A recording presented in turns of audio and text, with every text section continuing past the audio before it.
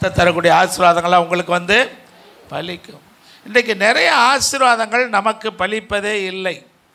ஐயா சொல்கிறாரு வாக்குத்தத்தம். நிறைய பேர் வாக்குத்தத்தத்தை இந்த வருஷம் ஆரம்பத்தில் சங்கீதங்களின் புஸ்தகம் 28ஆம் சங்கீதம் 9வது வசனம், இந்த நாள் மாதத்தில் உபாகமத்தின் புஸ்தகம் 28ஆம் அதிகாரம் 2வது வசனம் கர்த்தர் நமக்கு வாக்குத்தத்தமாக கொடுத்திருக்கிறார். அன்பான தேவனுடைய பிள்ளைகளே, கர்த்தர் கொடுக்கிற வாக்குத்தத்தம் எதற்காக என்று நீங்கள் எண்ணி பார்க்க வேண்டும். ஏன் இந்த வார்த்தையை கர்த்தர் எனக்கு தருகிறார், இந்த வார்த்தை எனக்கு எதற்காக சொல்லப்படுகிறது என்று நீங்களும் நானும் நினைத்து பார்ப்போம் என்று சொன்னால், ஆண்டவர் சொன்ன எத்தனையோ ஆசீர்வாதங்கள் இன்னும் எனக்கு வரவே இல்லை. என்மேல் வந்து எனக்கு பலிக்கவில்லை. என் குடும்பத்திற்கு ஆசீர்வாதம் வரவில்லை. என் பிள்ளைகளுக்கு ஆசீர்வாதம் வரவில்லை. என்னுடைய தொழிலிலே எனக்கு ஆசீர்வாதம் வரவில்லை. என் வேலையிலே எனக்கு ஆசீர்வாதம் வரவில்லை. நான் கையிட்டு செய்கிற காரியங்கள் எனக்கு பலன் கொடுக்கவில்லை, ஆசீர்வாதம் இல்லை. ஏன் இந்த ஆசீர்வாதங்கள் எனக்கு வரவில்லை? ஆசீர்வாதங்கள் தடைப்படுவதற்கு காரணம் என்ன? ஆசீர்வாதங்கள் நின்று போனதற்கு காரணம் என்ன? ஆசீர்வாதங்கள் அப்படியே குறைந்து போவதற்கு காரணம் என்ன?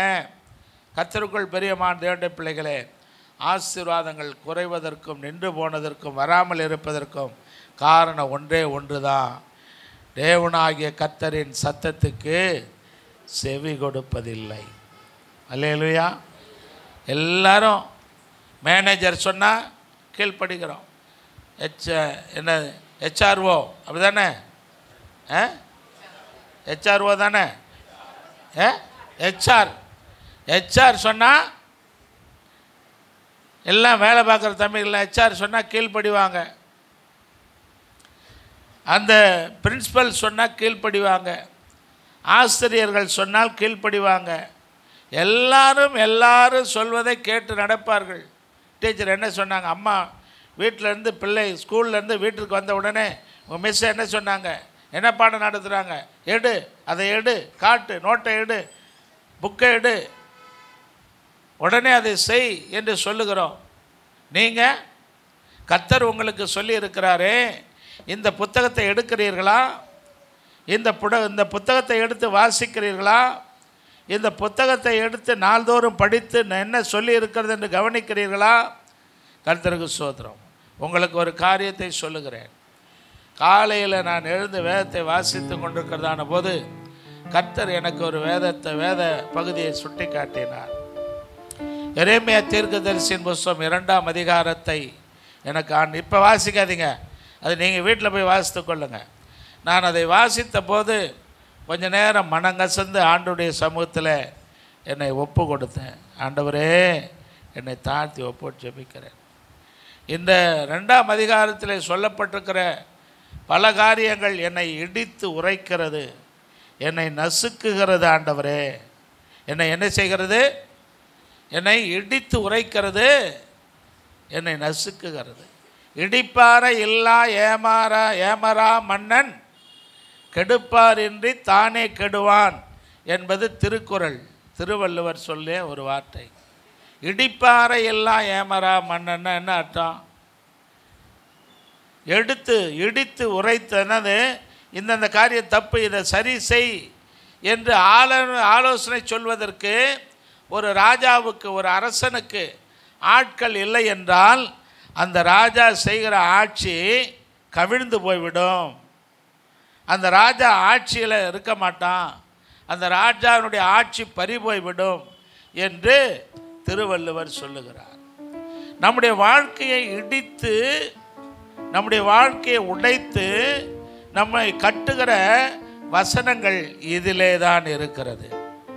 அல்லேலூயா. அதனால தான் என்னுடைய வாக்குத்தத்த வசனத்தை படிப்பதற்கு முன்பதாக ஆண்டவர் எனக்கு திடீர் என்று அந்த வார்த்தையை கொடுத்தார். எரேமியா தீர்க்கதரிசன புத்தகம் 2ஆம் அதிகாரம் வீட்டில் போய் வாசித்து கொள்ளுங்கள். வீட்டில் கண்டிப்பாக நீங்கள் படிக்கணும். வீட்டுக்கு போயிட்டு கண்டிப்பாக இன்றைக்கும் படிக்கணும், நாளைக்கும் படிக்கணும். தினம் அதை நீங்கள் படித்து பாருங்கள். தினம் படித்து பாருங்கள் எரேமியா 2ஆம் அதிகாரத்தை. கர்த்தருக்குள் பிரியமான தேவனுடைய பிள்ளைகளே, கர்த்தருடைய வார்த்தை நமக்கு கொடுக்கப்படுகிறதின் நோக்கம் நாம் ஆசீர்வதிக்கப்பட வேண்டும் என்பதற்காக. கர்த்தருடைய வார்த்தை நமக்கு தரப்படுகிறதின் காரணம் நாம் ஆசீர்வதிக்கப்பட வேண்டும் என்பதற்காக. எனவே முதலாவது என்ன செய்யணும்? கர்த்தருக்கு இப்பொழுது சொல்லப்படுகிற ஆசீர்வாதங்கள் என்று 14 வசனங்களில் ஆசீர்வாதம் இருக்கிறது. மீதி கடந்த வருஷத்திலே வாசித்தோம். மீதி உள்ள வசனங்கள் எல்லாம் எதை குறிக்கிறது? சாபத்துக்கு. எத்தனை வசனம்? மொத்தம் எத்தனை வசனம் இருக்குது? இது திரும்புது 68 வசனத்தில் 14 போச்சுன்னா 54 வசனங்களிலே இந்த 14 வசனத்தில் இருக்கிற வாக்கு தத்தம் ஒரே வார்த்தையில் நிறைவேறும். அந்த ஒரே வார்த்தையில் நிறைவேறாமல் எதிராய் மாறுகிற காரியங்கள் எத்தனை? 54. கர்த்தருக்கு ஸ்தோத்திரம். இதை சுத்திகரிப்பின் கூட்டத்திலேயே நான் உங்களுக்கு சொல்லிவிட்டேன். திரும்பவும் நான் சொல்லுகிறேன். ஆண்டவருக்கு நம்மை சபிக்க வேண்டும் என்பது எண்ணமே கிடையாது. அல்லேலூயா. அதனால தான் ஆண்டவர் ஆசீர்வாதத்தை முன்னால் வைத்தார். ஆண்டவர் எதை முன்னால் வைத்திருக்கிறார்? ஆசீர்வாதத்தை முன்னால் வைத்திருக்கிறார். வரக்கூடிய சாபங்களை பின்னாலே வைத்திருக்கிறார். நாம் சாபத்தீட்டாக வேண்டும், நாம் சாபத்திற்குள்ளானவர்களாய் மாற வேண்டும், சாபம் நம்மை ஆண்டு கொள்ள வேண்டும் என்று ஆண்டவர் விரும்பவே இல்லை. எப்படியாயிலும் அவருடைய இரத்தத்தினால் மீட்கப்பட்ட அவருடைய பிள்ளைகளாய் இருக்கிற நீங்களும் நானும் தேவனுடைய ஆசீர்வாதத்திற்கு சொந்தமாக வேண்டும். அவருடைய ஆசீர்வாதம் நமக்கும் நம்முடைய பிள்ளைகளுக்கும் சொந்தமாக வேண்டும். அவருடைய ஆசீர்வாதம் நம்முடைய சந்ததியாய் நிலைத்திருக்க வேண்டும். அவருடைய ஆசீர்வாதம் நமக்கு பின்வருகிறவர்களும் பெற்றுக்கொண்டு, என் தகப்பனாலே இந்த ஆசீர்வாதம் எனக்கு வந்தது, என் தாயாலே எனக்கு இந்த ஆசீர்வாதம் வந்தது என்று சொல்லக்கூடிய அளவுக்கு நம்முடைய வாழ்க்கை மாற வேண்டும், நம்முடைய ஜீவியம் மாற வேண்டும். அதற்கு என்ன செய்ய வேண்டும்? ஒரே ஒரு காரியம்தான். கர்த்தரின் தேவனாகிய கர்த்தரின் சத்தத்திற்கு என்ன சொல்லுகிறார்? என்ன sir? You shall listen to the voice of the Lord. You shall listen to the voice of. நீ கர்த்தருடைய வார்த்தைக்கு செவி கொடு, கர்த்தருடைய வார்த்தையை கேள். இதை தான் நம்ம கேட்க மாட்டோம். அதான் என் சொன்னேன், எல்லாரும் சொல்வதையெல்லாம் கேட்போம். அண்ணன் தம்பி அக்கா தங்கச்சி மாமா மச்சான் சொல்லுகிறது அத்தனை காரியங்களையும் நாம் கேட்போம். ஆனால் ஆண்டவர் சொல்கிறத கேட்கவே மாட்டோம். அவர் சொல்கிறத கேட்டால் கீழே சொல்லப்படும் இந்த 14 ஆசீர்வாதங்களையும் நான் உங்களுக்கு சொல்ல போகிறவில்லை. இப்போ ஆசீர்வாதங்கள் வந்து பலிக்க வேண்டும் என்று சொன்னால் தேவனுடைய வார்த்தைக்கு யாரெல்லாம் செவி கொடுத்தார்கள் அவர்களுக்கெல்லாம் எப்படி வேத வசனம் அவர்கள் மீது வந்து பலித்தது என்பதைத்தான் நான் உங்களுக்கு சுட்டி காட்டப் போகிறேன். இந்த 14 வசனங்களிலே சொல்லப்பட்டிருக்கிற ஆசீர்வாதங்கள் நமக்கு தெரியும். ஆனால் தேவ சத்தத்திற்கு கீழ்ப்படிந்தவர்கள் யார்? முதலாவது தேவனுடைய சத்தத்திற்கு கீழ்ப்படிந்தவன் யார் தெரியுங்களா? ஆபிரகாம் விசுவாசத்தின் தகப்பன் என்று சொல்லுகிறோம். ஆனால் அதற்கு முன்பதாகவே நோவா தேவனுடைய சத்தத்திற்கு கீழ்ப்படிந்தான். அல்லேலூயா. ஆதாமும் ஏவாளும் கீழ்ப்படியவில்லை. ஆதாமும் ஏவாளும் வேத வசனத்தை கை கொள்ளவில்லை. முதல் கீழ்ப்படிந்தவன் யார்தான்? நோவா. ஆனால் அவனுக்கு பிற்பாடு எல்லா சந்ததிகளும் அழிக்கப்பட்டு எல்லாரும் இறந்து போய் மீதமிருந்த சந்ததியிலே உருவாக்கப்பட்டவர்களிலே தெரிந்து கொள்ளப்பட்டவர்களிலே பல பேர் ஆண்டவரை தேடாதவர்களாய் தூரம் போனார்கள். ஆனால் ஆண்டவரை பற்றுகிற விசுவாசத்தோடு ஒருவனை கர்த்தர் கண்டார். அவன்தான் ஆபிரகாம். Praise the Lord. அந்த ஆபிரகாம் கர்த்தருடைய சத்தத்திற்கு செவி கொடுத்தாங்க. கர்த்தர் அவனை ஆசீர்வதித்தார் என்று வேதம் சொல்லுகிறது. அல்லேலூயா. கர்த்தருடைய சத்தத்துக்கு யார் செவி கொடுத்தது? ஆபிரகாம் செவி கொடுத்தார். சரி, இன்றைக்கு ஒரு ஆளை பார்த்துட்டு நான் முடிச்சிருவோம். சுருக்கமாக தான் பார்க்க போகிறோம். நமக்கு திருவிருந்தாரணில் எல்லாம் முடிக்கிறதுக்கு எப்படியும் ஒரு 11 கிட்டத்தட்ட வந்துடும். ஆனபடினாலே சுருக்கமாக நான் பார்க்கலாம். ஆதியாகமத்தின் புஸ்தகம் 26ஆம் அதிகாரம் வாசிக்கலாம். கர்த்தருக்கு ஸ்தோத்திரம் உண்டாகட்டும். நாம் 26ஆம் அதிகாரம் 3வது வசனம். இந்த தேசத்திலே வாசம் பண்ணு. நான் உன்னோடு கூட இருந்து உன்னை ஆசீர்வதிப்பேன். நான் உனக்கும் உன் சந்ததிக்கும் இந்த தேசங்கள் யாவையும் தந்து ஒரு தகப்பனாகிய ஆபிரகாமுக்கு நான் இட்ட ஆணையை நிறைவேற்றுவேன். அல்லேலூயா. இந்த மாதத்தில் கர்த்தருடைய சத்தத்திற்கு நீங்கள் செவி கொடுத்தால் கர்த்தர் நிறைவேற்றுவார். 1ஆம் தேதி சொன்னேன், கர்த்தருடைய சத்தத்திற்கு செவி கொடுத்தபடினால் ஆபிரகாமுக்கு தேவன் தந்தருளினார். ஆபிரகாமுக்கு தேவன் என்ன செய்தாருங்க? தந்தருளினார். ரெண்டாவதாக நீங்கள் ஈசாக்கை பார்க்கிறதான பொழுது, நாம் ஈசாக்கை கவனிக்கிறதான பொழுது, ஈசாக்கும் தேவனுடைய சத்தத்திற்கு செவி கொடுத்தான். ஆனபடினால் கர்த்தர் அவனுக்கு காரியங்களை நிறைவேற்றினார். அல்லேலூயா. இந்த 2025ஆம் வருடம் பிப்ரவரி மாதம் கர்த்தருடைய ஆலயத்தில் வந்து கர்த்தருடைய வாக்கு தத்தத்தை கேட்டுக்கொண்டிருக்கிற அன்பு சகோதரனே சகோதரியே, இந்த 2ஆம் மாதம் பிப்ரவரி மாதத்தில் கர்த்தர் உங்கள் விருப்பங்களை நிறைவேற்றுவார். அல்லேலூயா. உங்கள் காரியங்களை நிறைவேற்றுவார். அதற்கு நீங்கள் என்ன செய்யணும்? கர்த்தருடைய சத்தத்திற்கு செவி கொடுக்கணும். ஈசாக்கு என்ற அந்த பெயருக்கு என்ன அர்த்தம் தெரியுங்களா? மகிழ்ச்சி என்று ஒன்று இருக்கிறது, நகைப்பு, புன்னகை, சிரிப்பு என்றெல்லாம் இருக்கிறது. அல்லேலூயா. ஈசாக்கு என்றாலே அவங்க அம்மா சிரிச்சா. 90 வயசாகிடுச்சு. ஆண்டவர் வந்து எனக்கு குழந்தை பிறக்குன்னு சொல்கிறாரு. என்னுடைய கணவனுக்கு எத்தனை வயதாகி விட்டது? 100 வயதாகி 99 வயது, எனக்கு 89 வயது. ஆனால் நான் கர்த்தர் சொல்கிறேன், அடுத்த வருஷம் நான் வருவேன், உனக்கு ஒரு குழந்தை பிறக்கும் என்று சொல்கிறாரு. ஸ்திரீகளுக்கு இனி எனக்கு மகிழ்ச்சி இருக்குமா? குடும்ப வாழ்க்கை நடத்துவதற்கு எனக்கு மகிழ்ச்சி தருமா? நானும் என் கணவனும் வயது சென்றவர்களாக இருக்கிறோமே என்று அவள் கர்த்தருடைய தூதர்கள் சொன்ன வார்த்தையை கேட்டு என்ன செஞ்சாங்க? கூடாரத்திற்கு அந்த பக்கம் உட்கார்ந்து நகைத்தாள். அப்போ தான் தேவதை, ஏன் சாராலே ஏன் நீ சிரிக்கிறன்னு கேட்டாங்க. உடனே அவள் இல்லை நான் சிரிக்கலை.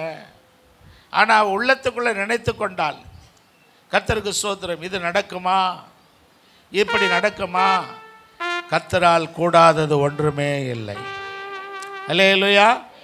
எது நடக்குமா என்ற கேள்வியோடு சாரால் இருந்தாலோ, இது சம்பவிக்குமா என்ற கேள்வியோடு ஆபிரகாம் இருந்தானோ, அது சம்பவித்தது, அது நடந்தது.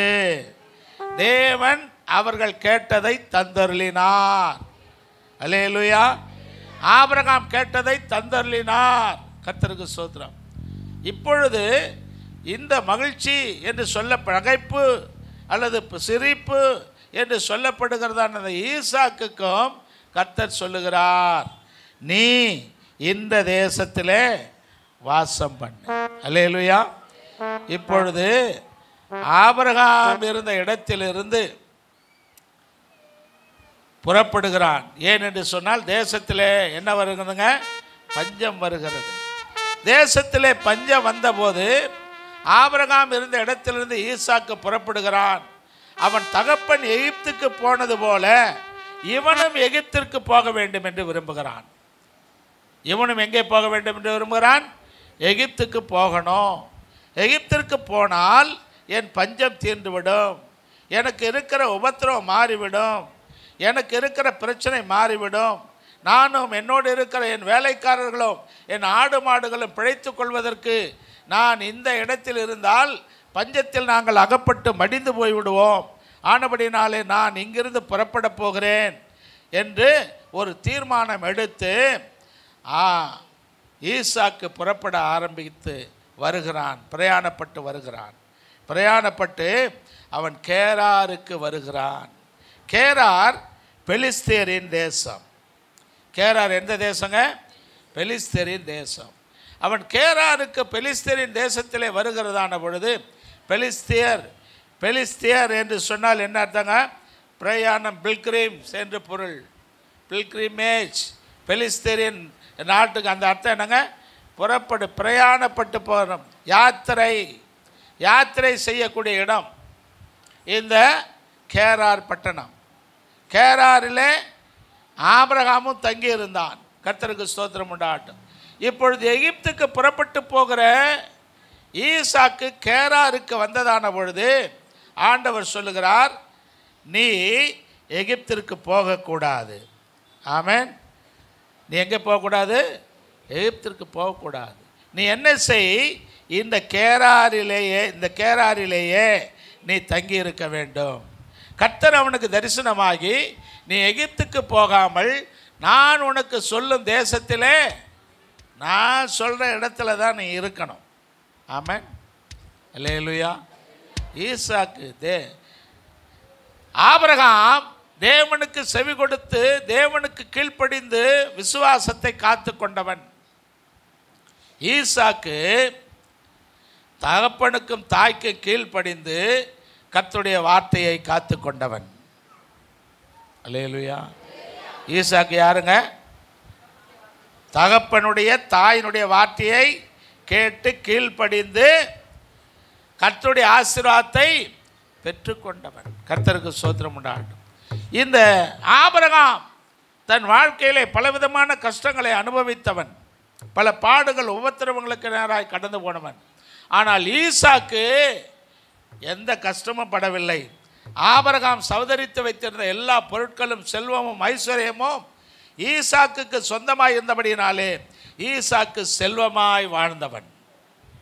ஈசாக்கு எப்படி வாழ்ந்தவன்? செல்வமாய் வாழ்ந்தவன், ஐஸ்வர்யத்திலே வாழ்ந்தவன். அவங்க அப்பா ஏழைக்கு பிள்ளை. ஆபிரகாம் யாருங்க? ஒரு ஏழை தகப்பனுக்கு பிள்ளை. ஆனாலும் அவங்களுக்கும் கொஞ்சம் சொத்து இருந்தது. நீங்கள் வேதத்தில் வாசித்தீங்கன்னா தெரியும். ஆனாலும் ஆபிரகாமுக்கு ஏற்ற ஐஸ்வர்யத்தை உண்டாக்குகிற சொத்துக்கள், ஐஸ்வர்யங்கள் அவனிடத்தில் இல்லை. அவன் எப்பொழுது கர்த்தருடைய வார்த்தைக்கு கீழ்ப்படிந்து வந்தானோ அப்பொழுதுதான் அவனுடைய ஐஸ்வர்யம் பெருகியது, அவன் ஆசீர்வாதம் பெருகியது. அவன் ஆசீர்வாதம் பெருகின போதுதான் எனக்கு ஒரு பிள்ளை இல்லையே என்று கவலைப்பட்டான். Praise the Lord. எனக்கு ஏராளமான ஐஸ்வர்யம் பெருகிவிட்டது, என் சம்பத்து பெருகிவிட்டது, எனக்கு ஆடு மாடுகள் ஒட்டகங்கள் எல்லாம் பெருகிவிட்டது, எனக்கு வேலைக்காரர்கள் எல்லாம் பெருகிவிட்டார்கள். ஆனபடியினாலே இதையெல்லாம் ஆண்டு கொள்வதற்கு ஒரு பிள்ளை இல்லையே, ஒரு குழந்தை இல்லையே என்று வருத்தப்பட்டவன் தான் ஆபிரகாம். அப்படி அவன் வருத்தப்பட்டு கொண்டிருந்த காலத்திலே தான் ஆண்டவர் அவனுக்கு ஒரு குழந்தையை கொடுத்தார். அவனுக்கு பெயர் தான் ஈசாக்கு. அவன் பிறப்பதற்கு முன்பதாகவே ஆபிரகாமும் சாராலும் தன் பிள்ளைக்கு பெயரிடுவதற்கு முன்பதாகவே ஆண்டவர் ஈசாக்கு பிறப்பதற்கு முன்பதாகவே சொன்னார், உனக்கு ஒரு குழந்தை பிறக்கும், அந்த குழந்தைக்கு யார் என்று பெயரிடுவாயாக? ஈசாக்கு இயேசு கிறிஸ்துவுக்கு அடையாளம். ஆமென். அல்லேலூயா. இயேசு கிறிஸ்து பிறப்பதற்கு முன்பதாக என்ன சொல்லப்பட்டது? தேவதூதனால் சொல்லப்பட்டது. ஏசாயா தீர்க்கதரிசன புத்தகம் 7ஆம் அதிகாரத்தில் 9ஆம் அதிகாரத்தில், நான் ஒரு கன்னிகை கற்பவதியாகி ஒரு குமாரனை பெறுவாள், அவருக்கு இம்மானுவேல் என்று பெயரிடுவார்கள். மத்தேயு சுவிசேஷம் 1ஆம் அதிகாரத்தில், உனக்கு உன் மனைவியாகிய மரியாள் கர்ப்பவதியாகி ஒரு குழந்தையை பெற்றெடுப்பாள், அவளுக்கு இயேசு என்று பெயரிடுவாயாக என்றெல்லாம் இயேசு பிறப்பதற்கு முன்பதாகவே பெயரிடப்பட்டது. ஈசாக்கு பிறப்பதற்கு முன்பதாகவே பெயரிடப்பட்டது. ஆக ஈசாக்கு செல்வ செழிப்பிலே வாழ்ந்தவன். இவனுக்கு கர்த்தருடைய வார்த்தைக்கு கொஞ்சம், சில பேருக்கு இன்றைக்கி கொஞ்சம் பணம் இருந்தால் கூட ஆண்டவர் கீழ்ப்படிய மாட்டேங்கிறாங்க. ஹலோ, கொஞ்சம் பணத்தை வச்சுக்கிட்டு என்னமோ தான் கோடீஸ்வரம் மாதிரி நினைக்கிறான் சில பேர். Praise the Lord. எவ்வளோ பணத்தை? கொஞ்சம் பணத்தை பாக்கெட்டில் வச்சுக்கிட்டு இருக்கிறது இன்றைக்கி அழிஞ்சு போயிடுமா நாளைக்கு. ஆனால் அது அவருக்கு எப்படி தெரியுதுங்க? 1 லட்சம் இல்லை ஒரு 10 லட்சம் இருக்கட்டும், ஒரு 10 லட்சத்தை கையில் வச்சுக்கிட்டு என்ன நினைக்கிறாங்க? நான் இன்னும் பெரிய கோடீஸ்வரம் மாதிரி நினைக்கிறாங்க. இல்லைங்க, நத்திங்.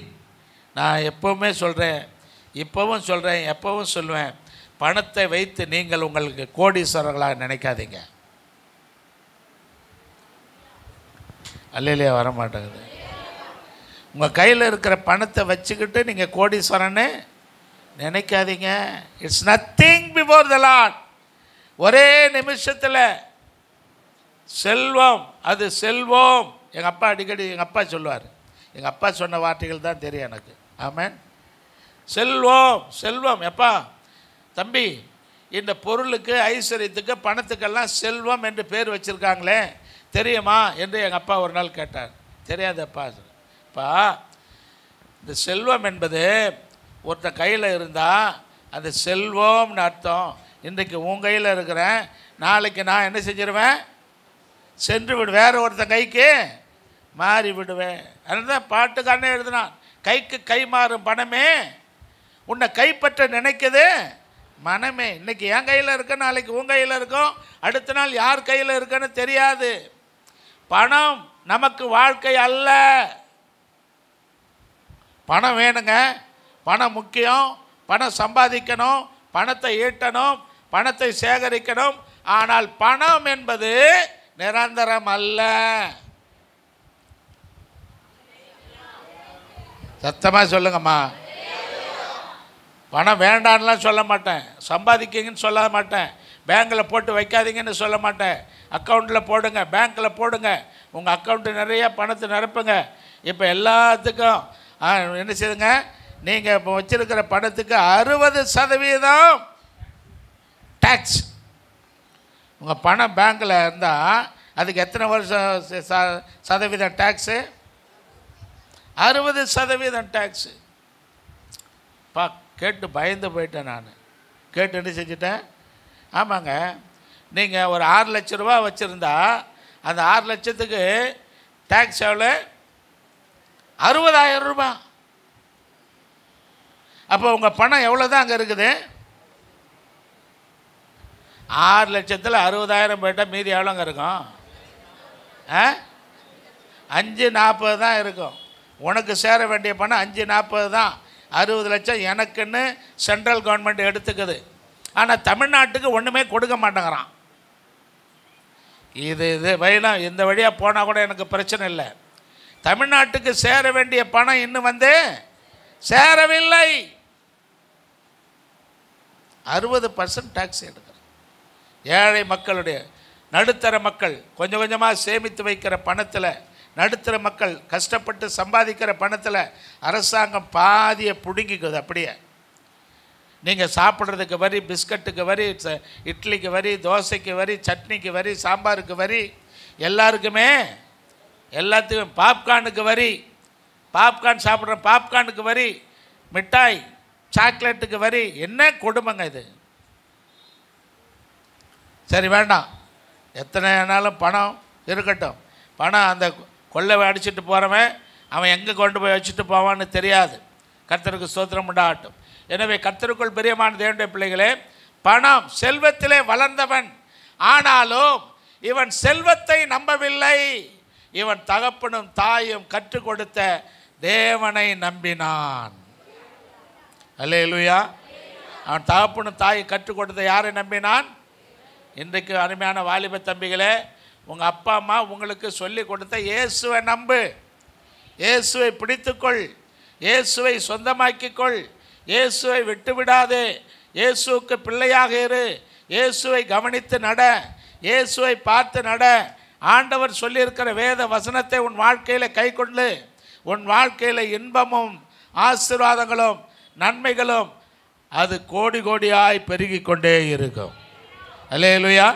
இன்றைக்கு நிறைய பேர் தகப்பனுக்கு கீழ்ப்படுகிறதில்ல, தாய்க்கு கீழ்ப்படுகிறதில்ல, தகப்பனையும் கவனிக்கிறதில்ல, தாயும் ஒரு வார்த்தை அதிகமாக சொல்லிட்டா தாயோ தகப்பனோ ஒரே ஒரு வார்த்தை இன்க்ரீஸ் பண்ணி இப்படி இருக்குதுப்பா இப்படி செய்யாதன்னா உடனே கோபம். வானத்துக்கும் பூமிக்கு என்ன வருதுங்க? கோபம் வருது. எனக்கு புத்தி சொல்லுகிறதா? நானா? அப்படி இல்லை. நீங்கள் இப்படி சொன்னால் நான் அப்படி தான் இருப்பேன். ஆமென். நீங்கள் இப்படி சொன்னால் நான் எப்படி இருப்பேன்? நான் அப்படி தான் இருப்பேன். இருந்துட்டு போ. நீ நல்லது பெற வேண்டும், நன்மையை பெற வேண்டும், ஆசீர்வாதம் வேண்டும். கடிந்து கொள்ளு. சிட்சிக்கப்பட்டு வளர்க்கப்படாத புத்திரர்கள் புத்திரர்களாக இருக்க மாட்டார்கள். அல்லேலூயா. ஆமென். சிட்சையை விரும்பாதவன் இயேசுவுக்கு பிள்ளையாக இருக்க முடியாது. சிச்சையை விரும்பாதவன் இயேசுவுக்கு ஊழியம் செய்ய முடியாது. சிச்சையை விரும்பாதவன் நல்ல ஒரு மனிதனாக வளர முடியாது, வாழ முடியாது. ஆமென். அல்லேலூயா. நல்ல சத்தமாக அல்லேலூயா சொல்லுங்க. எனவே இந்த ஈசாக்கு தாய்க்கும் தகப்பனுக்கும் கீழ்ப்படிந்தவனாய் செல்வத்தை நம்பி வளர்ந்தாலும் கூட ஆண்டவர் சொன்னபோது நீ நீ எகிப்துக்கு போகாதே, கேராரிலே குடியேறு. கேராரிலே என்ன இருக்கிறதுங்க? பஞ்சம் இருக்கிறது. கேராரிலே என்ன இருக்கிறது?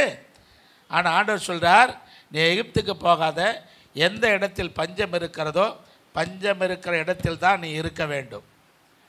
அல்லேலூயா. அதனுடைய அர்த்தம் என்ன? எங்கே துன்பங்கள் இருக்கிறதோ, எங்கே பாடுகள் இருக்கிறதோ, எங்கே உபத்திரவங்கள் இருக்கிறதோ, எங்கே பொல்லாத போராட்டங்கள் இருக்கிறதோ அந்த இடத்திற்கு மத்தியிலே தான் கர்த்தர் நம்மை வைக்க விரும்புகிறார். அல்லேலூயா. ஏன்னா அந்த இடத்திலே தான் கர்த்தர் உங்களுக்கு அற்புதம் செய்து அவருடைய நாமத்தை உயர்த்த முடியும். அல்லேலூயா. நீங்கள் துன்பப்படுகிற இடத்திலே, நீங்கள் வேதனைப்படுகிற இடத்திலே, நீங்கள் கஷ்டப்படுகிற இடத்திலே, நீங்கள் கண்ணீர் விடுகிற இடத்திலே, நீங்கள் போராட்டத்தோடு வாழ்க்கை நடத்தி கொண்டு இருக்கிற இடத்திலே ஏன் கர்த்தர் உங்களை வைத்திருக்கிறார் என்று சொன்னால், அங்கேதான் கர்த்தர் உங்களுக்கு மகிமையான ஆசீர்வாதம் தரப்போகிறார். அங்கேதான் கர்த்தர் உங்களுக்கு இரட்டிப்பான ஆசீர்வாதம் கொண்டு வரப்போகிறார். என்னை கேட்டுக்கொண்டிருக்க அன்பு சகோதரனே, என் பாடுகள் எப்பொழுது முடியும்? என்னுடைய வாழ்க்கையில் இருக்கிற கஷ்டம் எப்பொழுது முடியும்? நான் அனுபவிக்கிற துன்பம் எப்பொழுது மாறும்? எனக்கு இருக்கிறதான இத்தனை பெரிய கஷ்டம், வியாதி இருக்கிறதே, இது எப்பொழுது மாறும்? எத்தனை காலத்திற்கு தான் கஷ்டப்பட்டு கொண்டே இருப்பது? நான் நல்ல செல்வத்தை, சம்பத்தை, சந்தோஷத்தை அடைவதற்கு எனக்கு வழி இல்லையா என்று கேட்டுக்கொண்டிருக்க அன்பு சகோதரனே, சகோதரியே, நீங்கள் எந்த இடத்தில் எப்படிப்பட்ட உபத்திரவங்களோடு இருக்கிறீர்களோ அந்த இடத்திலே தான் கர்த்தர் உங்களை ஆசீர்வதிக்க போகிறார். அல்லேலூயா. எனவே கர்த்தர் சொன்னார், நீ இங்கே இரு, நான் உன்னை என்ன செய்வேன்? ஆசீர்வதிப்பேன். நீ இங்கே இருந்தால் நான் உன்னை ஆசீர்வதிப்பேன். கர்த்தருடைய வார்த்தை இங்கே இருக்கணும். எங்கே இருக்கணுமோ அங்கே இருக்கணுங்க. நம்ம இருக்கிற இடத்தை விட்டுட்டு இல்லாத இடம் தேடி என்ன செய்யக்கூடாது? அலையக்கூடாது. நீ எகிப்துக்கு போகாமல் நான் உனக்கு சொல்லும் தேசத்தில், பெலிஸ்தியர் தேசத்தில் நீ குடியிரு. அங்கே குடியிருந்தான். கர்த்தருக்கு ஸ்தோத்திரம் உண்டாகட்டும். என்ன நடந்தது? அந்த தேசத்தின் பஞ்சத்திற்கு மத்தியிலே அல்லேலூயா அவன் விதைத்தான். கர்த்தருக்கு ஸ்தோத்திரம் உண்டாகட்டும். 12வது வசனம். ஈசாக்கு அந்த தேசத்தில், எந்த தேசத்தில் கர்த்தர் இருக்க சொன்னாரோ அந்த தேசத்தில் அவன் சும்மா இருக்கல, விதைத்தான். விதை. அல்லேலூயா. இந்த தேசத்தில் நீ குடியிருந்தா நீ சும்மா இருடான்னு சொல்லலை. ஆனால் அவனை கர்த்தர் சும்மா தான் இருக்க சொன்னார். ஆனால் தேசத்தில் இருக்கிற பஞ்சத்தை பார்த்து அவன் சும்மா இருக்க விரும்பவில்லை, அவன் விதைத்து கொண்டிருந்தான். எனக்கு ஒரு பாஸ்டர் தெரியும், ஜோசப். நாங்கள் தெரு பிரசங்கத்திற்கு போவோம் அடிக்கடி. இப்பொழுது இருக்கிற ஊழியக்காரங்களுக்கெல்லாம் தெரு பிரசங்கம்னா என்னான்னு தெரியாது. ஆமென். தனியால் ஊழியம் தெரியாது. தனியால் ஊழியம்னா ஒரு தனி மனுஷனை சந்தித்து சுவிசேஷம் சொல்லி அவனை ரட்சிப்புக்குள்ளே கொண்டு வருகிற சுவிசேஷ ஊழியம் இப்பொழுது இருக்கிற ஊழியக்காரங்களுக்கு நிறைய பேருக்கு தெரியாது. ஆமென். தனியால் ஊழியம் என்றால் என்ன தெரியாதுங்க.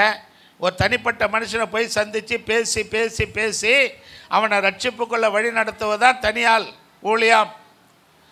ஒரு ரட்சிக்கப்படாத மனுஷனுக்கு கைப்பரிதியை கொண்டு போய் கொடுத்து அவனை சந்தித்து சந்தித்து பேசி அவனை ஆசீர்வதித்து அவனை கர்த்தருடைய பட்சத்தில் கொண்டு வருகிறது தான் கர்த்தருடைய ஊழியம். ஆமென்.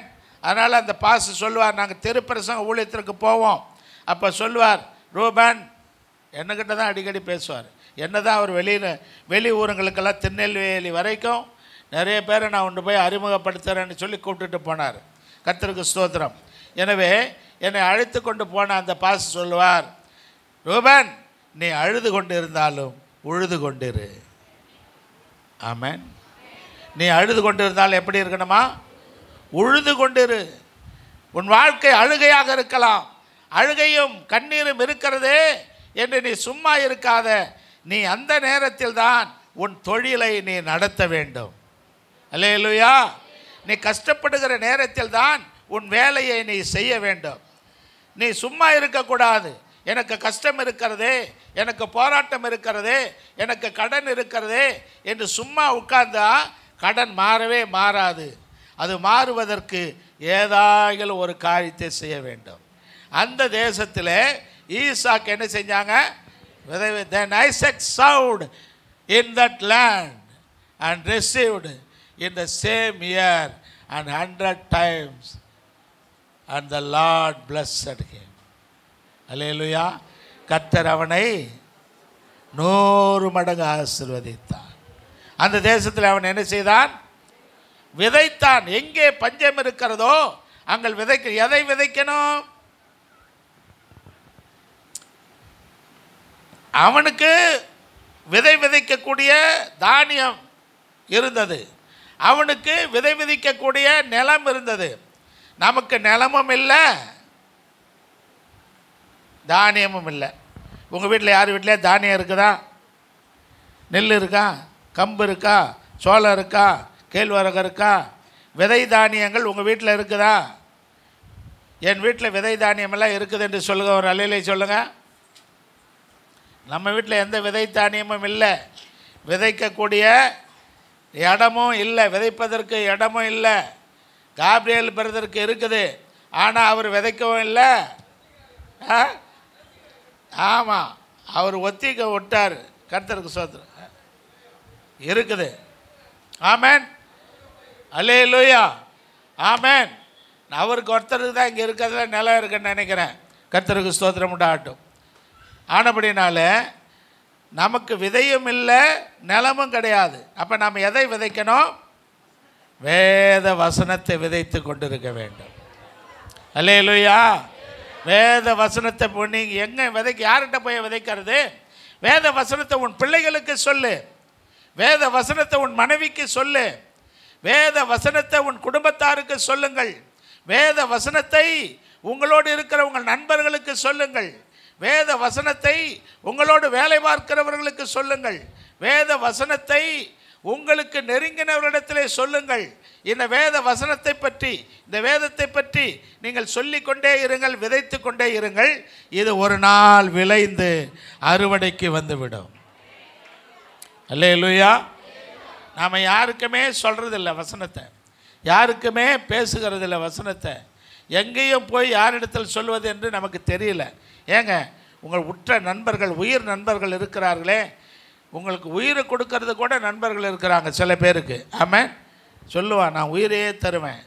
சில தோழிகள் இருக்கிறாங்க, தோழிகள், நாங்கள் உயிரையே தருவோம் உங்களுக்கு ஒன்று என்று வந்து விட்டால் நினச்சேன், என் உயிரை கூட நான் உனக்கு கொடுத்துருவேன். நான் சொல்கிறேன், உங்களுக்கு தேவைப்படுகிற நேரத்தில் உயிர் கொடுக்க அந்த எந்த ஆளும் என்ன செய்ய மாட்டாங்க? வரமாட்டாங்க, ஓடி போய் விடுவார்கள். அல்லேலூயா. உங்களுக்கு அடிக்கடி சொல்லியிருக்கிறேன். 2 நண்பர்கள் பிரயாணம் பண்ணாங்க காட்டுக்குள்ளே பிரயாணம் போயிட்டுருக்குதான பொழுது திடீரென்று ஒரு கரடி வந்து விட்டது. கரடி வந்த உடனே ஒருத்தன் என்ன செஞ்சிட்டான்? தன் நண்பனை விட்டுட்டு கடன்னு மேலே ஏறிட்டான். இன்னொருத்தனுக்கு மரம் ஏற தெரியல. அவனுக்கு என்ன செய்யலாம், அப்படியே கீழே படுத்து செத்து போன மாதிரி மாறிட்டான்.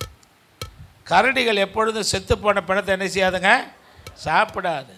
ஆனபடினாலே மேலே ஏறினவனை கரடி கவனிக்கலை. ஆனால் கீழே கடந்தவனை பார்த்தது, சுற்றி வந்தது, மூச்சு இல்லாத பிணம் போல் இருக்கிறதே என்று அவன் காது கிட்ட முகத்தில் எல்லாம் வந்து பார்த்துட்டு உருன்னு உரிமிட்டு திரும்ப போயிடுச்சு கரடி எங்கே போகிறது? வெகு தூரம் போன பிற்பாடு மேலே இருந்தவன் கீழே இறங்கி வந்தான். மேலே இருந்தவன் என்ன செஞ்சாங்க? எல்லோரும் தெரியும் தானே கதை, தெரியும். கீழே இறங்கி வந்தான். இறங்கி வந்து கேட்டான், கீழே இருக்கிறவனை எழுப்பிட்டே, தம்பி எழுந்துடுறான், ராமு எழுந்துடுறான், ஏதோ ஒரு பேர், சேகர் எழுந்துடுறான்ட்டான். சேகர் எழுந்தான்.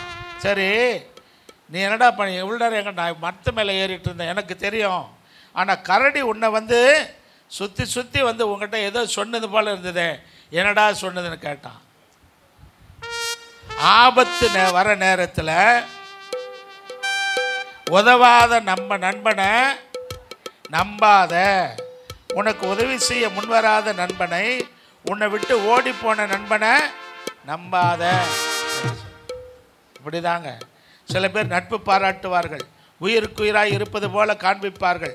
ஆனால் ஆபத்து என்று ஒரு வரும்போது, கஷ்டம் என்று ஒரு வரும்போது, கண்ணீர் பிரச்சனையிலே நாம் அகப்பட்டு இருக்கும்போது, சோதனையான நேரத்தில் நாம் அகப்பட்டு இருக்கும்போது நமக்கு ஒன்று கூட செய்ய முன்வர மாட்டாங்க. ஒரு நன்மையை கூட தர முன்வர மாட்டாங்க. ஓடி போயிடுவாங்க, ஒழித்து கொள்வார்கள், இல்லை என்று சொல்வார்கள். நம்மளை நம்ப வச்சு கழுத்தையே அறுத்துடுவாங்க. அப்படிப்பட்ட மக்களுக்கு மத்தியில் ஜீவித்து கொண்டிருக்கிற நீங்களும் நானும் இந்த வேத வசனமாகிய விதையை நாம் விதைப்போம் என்று சொன்னால் நல்லவர்கள் உருவாகுவார்கள். அல்லேலூயா. நல்லவர்கள் உருவாகுவார்கள், நன்மை செய்கிறவர்கள் உருவாகுவார்கள், தூக்கி விடுகிறவர்கள் உருவாகுவார்கள். வேத வசனத்தினால் நாம் வேத வசனத்தை விதைத்து நமக்கு நன்மையை தேடிக்கொள்ள வேண்டும். கர்த்தருக்கு ஸ்தோத்திரம் உண்டாகட்டும். பிரசங்கின் புத்தகத்தில் அதான் சொல்லப்பட்டிருக்கிறது. என்ன சொல்லப்பட்டிருக்கு? 11ஆம் அதிகாரத்தில், பிரசங்கின் புத்தகம் 11ஆம் அதிகாரம்